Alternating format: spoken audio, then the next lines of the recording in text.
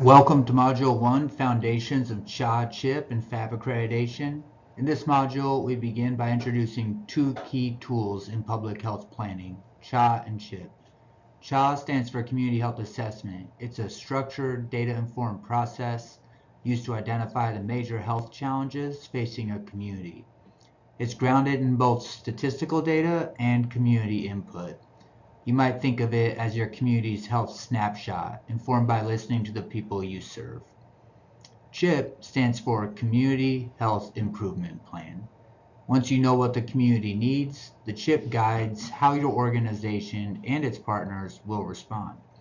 It translates data into priorities, priorities into strategies, and strategies into coordinated action. CHA and CHIP are most effective when done together and with the community, not just for the community. In the slides that follow, we'll explore how these tools connect to your public health goals, how they support PHAB accreditation, and how they can drive long-term improvements. Let's break that down a little further. The community health assessment helps answer questions like, what are the health challenges in our community? What are the greatest disparities? What do residents say they need? This process involves collecting data, both quantitative and qualitative, and engaging residents, partners, and organizations in interpreting it. The Community Health Improvement Plan then takes those insights and creates a clear plan of action. This plan often spans 3 to 5 years and includes measurable objectives, stakeholder roles, and timelines. It aligns with your strategic planning, quality improvement, and policy work. Importantly, CHA-CHIP is not a one-time event. It's a continuous improvement cycle. By completing this module, you'll be better prepared to engage in this cycle, integrate CHA-CHIP into your organization's work, and build towards accreditation or reaccreditation. And this slide is meant to highlight how you conduct a CHA, then you prioritize from the results, and then go through organizing the CHIP process, implementing the CHIP within the community, and then revisiting the CHA all over again and starting the cycle. To be in alignment with the hospitals, this might be a 3-year cycle, but getting creative about how to conduct this cycle for the hospital CHNA every 3 years without being burdensome is a balancing act. We'll talk about that more throughout this course. So the CHA-CHIP process isn't just about checking boxes. It's about transforming the way we do public health. When we center our work around community needs, data, and partnership, we create a shared roadmap toward better health.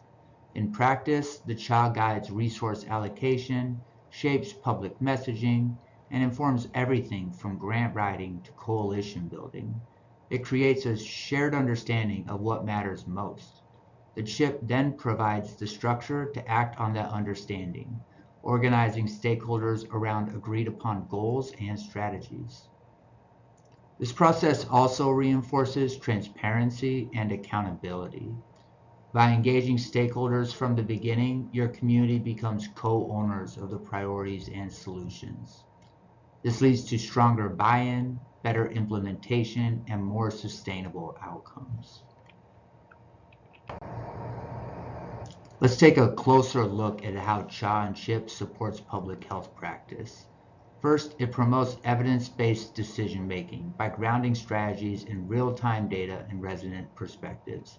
It helps public health departments move from reactive to proactive, from responding to issues as they arise to planning ahead with intention. Second, it builds alignment. Health departments aren't the only players working on community health. Hospitals, schools, nonprofits, and residents all have a stake. CHA-CHIP creates a common platform where everyone can come together to identify shared priorities and pool resources. And that's largely done in the CHIP itself. Third, it fosters resiliency. In times of crisis, whether it's a pandemic or natural disaster, or the funding challenges many of us are experiencing now, having an established CHA-CHIP cycle means you already have the relationships, structures, and data in place to respond quickly and equitably. The better your CHA-CHIP process, the more prepared you are for whatever comes next. And that's why I put in here this last part about measurable public health impact. That helps you demonstrate the success and informs future planning and advocating for your work. So now let's connect CHA and CHIP to accreditation. The Public Health Accreditation Board, typically known as PHAB, outlines a set of standards and measures that define quality public health practice. CHA and CHIP are at the very heart of those standards. PHAB Domain 1 focuses on assessment. It requires that local health departments conduct a collaborative, comprehensive community health assessment at least every 5 years. This isn't just about meeting a deadline. It's about building a credible process to inform your work and demonstrate accountability. PHAB Domain 5 is mostly about planning. That's where the CHIP comes in. It asks you to demonstrate how you're using the assessment findings to create action plans that are strategic, community informed, and aligned with your department's goals. So when you invest in strong CHA-CHIP processes, you're not only building healthier communities, you're building a foundation for successful accreditation and long-term public health impact.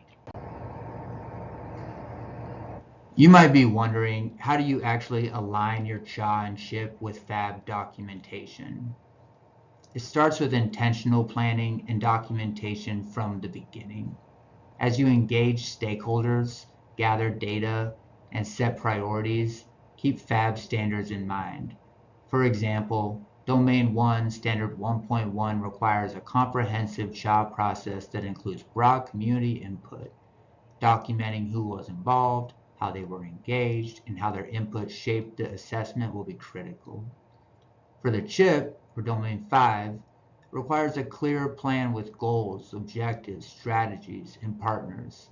And, this is important, it must be adopted by the health department and implemented in collaboration with community partners.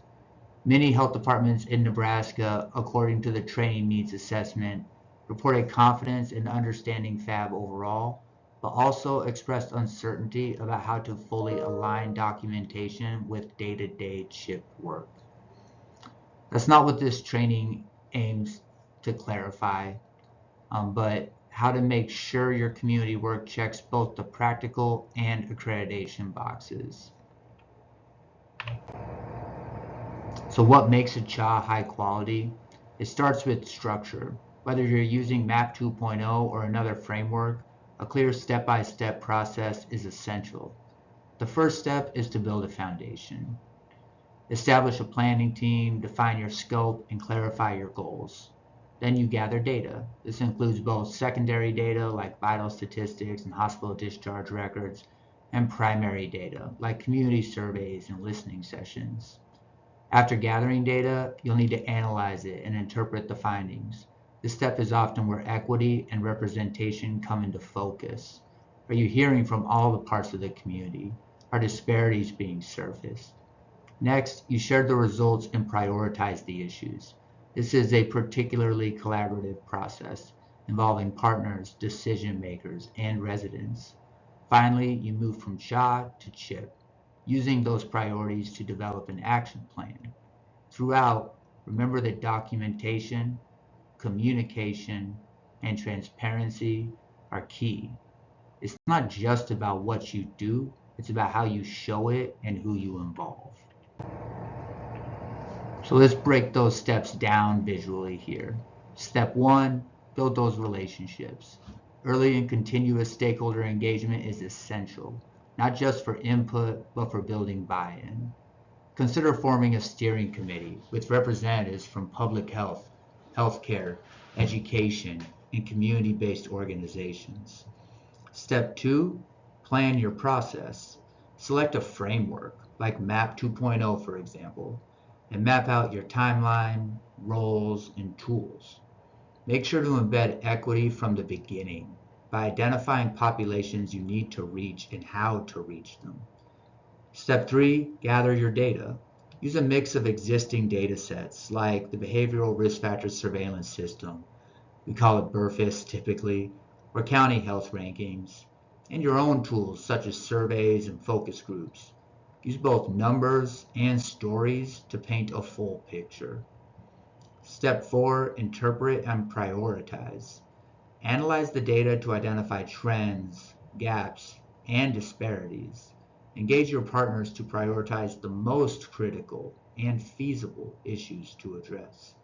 And finally, step 5, share your findings.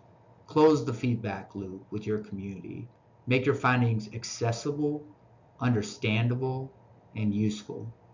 This transparency builds trust and sets the stage for effective planning in the CHIP phase. So once your community has identified its top health priorities, the Community Health Improvement Plan, or CHIP, translates those into action. This process involves taking the findings from your CHA and turning them into clear, measurable goals that can be implemented and evaluated over time. Start by identifying your priorities using CHA data. This includes both statistical evidence and community voice, what the numbers say and what people say. Tools like the Forces of Change or focus groups help deepen this understanding. Next, assess your resources. Do you have funding, staffing, or partnerships in place to take action? MAP 2.0 encourages mapping internal and external assets, knowing what capacity you have and where you'll need support. Then use a tiering framework to organize your priorities: primary, secondary, tertiary, based on urgency, community concern, and feasibility. This helps guide where to begin and how to phase your work. At this stage, it's time to develop your theory of change. What outcomes are you trying to achieve? What short-term actions will get you there? This is where your CHIP becomes a blueprint for strategic, equitable public health action.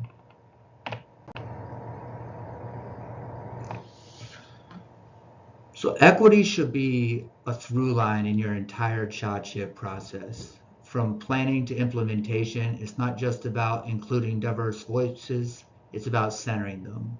That means ensuring that underrepresented and historically marginalized populations have a seat at the table and that their input carries weight in decision making. To do this well, you need to look at your data disaggregated by race, ethnicity, geography, and other relevant factors. You also need to go beyond traditional engagement methods like online surveys and offer in-person opportunities, language access, childcare, and transportation. Champions for equity can be critical. These are staff or community partners who help push inclusive practices forward, but systems must support them. That includes budgeting for engagement, building timelines that allow for deeper dialogue, and ensuring reporting is accessible and transparent. When equity is centered, your CHA findings are more accurate, your CHIP strategies are more effective, and your outcomes are more just. It's not just good practice, it's public health at its best. We all know that being at your best requires funding. So that's something we'll talk about later, is how to make the most of your resources and work towards this. So let's look at a real world example. At the Lincoln Lancaster County Health Department, where I work most of my days away, our CHA process identified mental health as a leading community concern. Actually, it identified multiple mental health issues, but we grouped them together to help streamline our approach. We confirmed this using both a broad community survey and targeted focus groups with priority populations. Because of that data and the community's clear call to action, mental health became a top priority in our CHIP. We're using a tiered priority setting process and brought in stakeholders from schools, law enforcement, behavioral health, and other grassroots organizations. The result, a stronger, more focused CHIP, one that reflected community voice, aligned with capacity, and leveraged partnerships across sectors. We also reallocated internal resources to support these efforts and continue tracking progress through shared metrics and regular partner meetings. While our work is still ongoing, This case shows how a strong CHA can lead to targeted action with lasting impact. So let's review what we've covered. You now have a foundational understanding of what CHA and CHIP are, why they matter, and how they connect to a public health accreditation. We've looked at the key steps for conducting a high-quality assessment and explored how to turn priorities into action through strategic planning. We've also emphasized the role of equity, community voice, and partnership. These aren't just buzzwords. They're central to producing assessments and plans that are meaningful, inclusive, and actionable. Finally, we explored a real example from Nebraska to show how the CHA-CHIP cycle plays out in practice. Each community will have its own path, but the principles are consistent. Listen deeply, analyze thoroughly, plan strategically, and act collaboratively. As we move into Module 2, we'll dive into the MAP 2.0 framework, the structured process many health departments use to conduct their CHA and CHIP. So let's keep that momentum going. Before we continue on though, let's pause just to summarize the key points again from this module. First, the community health assessment, or the CHA, is how we identify health needs using data and direct community input. It tells us what issues are most pressing and where gaps or disparities exist. Second, the Community Health Improvement Plan, or the CHIP, takes those priorities and organizes them into an action plan. The CHIP is how we respond strategically, collaboratively, and measurably.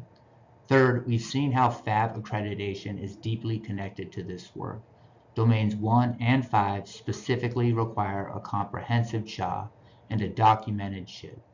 These processes don't just support accreditation, they support stronger, more equitable public health practice. And finally, we emphasize that equity and community voice are essential.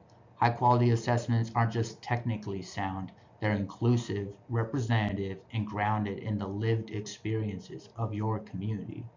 These takeaways form the foundation for the rest of this training series, and they will shape how you approach every future step in your CHA-CHIP process.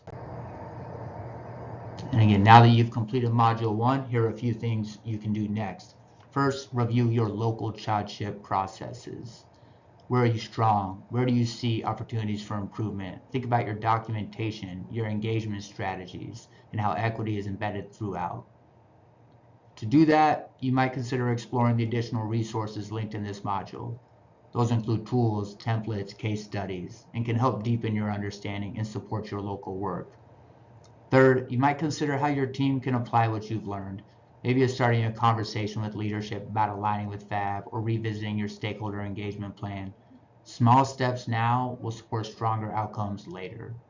And finally, get ready for Module 2, where we'll break down the MAP 2.0 framework. You'll learn how to use this structured approach to build your CHA-CHIP process from the ground up. So again, in Module 2, we'll dive into the Mobilizing for Action through Planning and Partnerships framework, commonly known as MAP, most recent version being 2.0. This is the process that guides many local health departments. We'll walk through each phase of MAP 2.0, including organizing, telling the community story, and continuous improvement. You'll also see how to adapt MAP to your own department's size, resources, and context, whether you're rural, urban, or somewhere in between. So by the end of Module 2, I'm hoping you'll have a solid grasp of how MAP 2.0 supports community-centered, equity-driven public health planning and how to get started using it in your own jurisdiction. And again, before you go, please feel free to check out these supplemental resources. A quick reference guide, equity engagement checklist, flowchart, case study, some recommended readings. So these are all just resources for you to keep and refer back to. I hope you find them helpful. I hope you found this presentation helpful as well. Thank you.